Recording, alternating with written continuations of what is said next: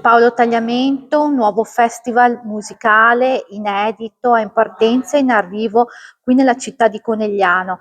Quali sono le principali caratteristiche di questa manifestazione e qual è stato l'obiettivo che ha spinto a ideare un appuntamento di questo tipo? Buongiorno, dunque le principali caratteristiche sono il fatto di portare la musica da camera nel nostro territorio e di rendere possibile l'accesso non solo ai concerti, ma anche al lavoro artistico-interpretativo che sta dietro ad essi e quindi alle prove che sono aperte al pubblico, nonché ai seminari di strumento che occuperanno 3 giorni della settimana. La motivazione di questo festival è voler portare la musica qui nella nostra città e nel territorio e dare un afflato internazionale ed europeo, come ho già spiegato prima, anche appunto al territorio stesso, alla città, e portare veramente qualcosa di nuovo perché non penso si sia mai visto un evento di questo tipo.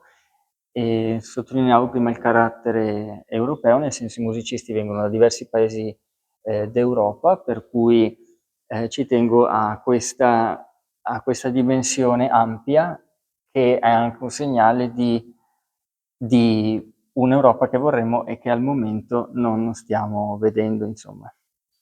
Prima si parlava anche della presenza di e organizzazioni di prove aperte o comunque iniziative che vadano a coinvolgere, soprattutto le nuove generazioni che frequentano gli indirizzi musicali delle scuole pubbliche o le scuole musicali private. Magari ci puoi spiegare meglio questo aspetto e la volontà, insomma, che ci sta dietro.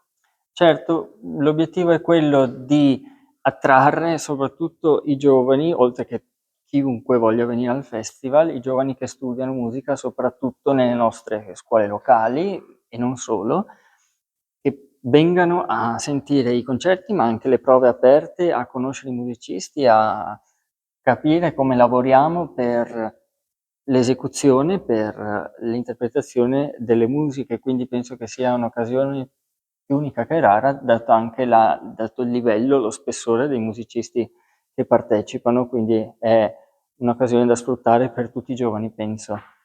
Si può dire in un certo senso che quindi con questo festival dal 28 aprile al 3 maggio Conegliano si candida o comunque aspira a diventare una sorta di piccola capitale della musica europea. Me lo auguro, speriamo di sì. Abbiamo tutte le caratteristiche, abbiamo l'ambiente, il territorio, abbiamo naturalmente dei luoghi antichi, bellissimi come l'Abbazia di Folina, abbiamo i teatri, abbiamo tutto. Dobbiamo solo lavorare, ecco, e perseverare in questa idea che penso sia molto attraente, ecco.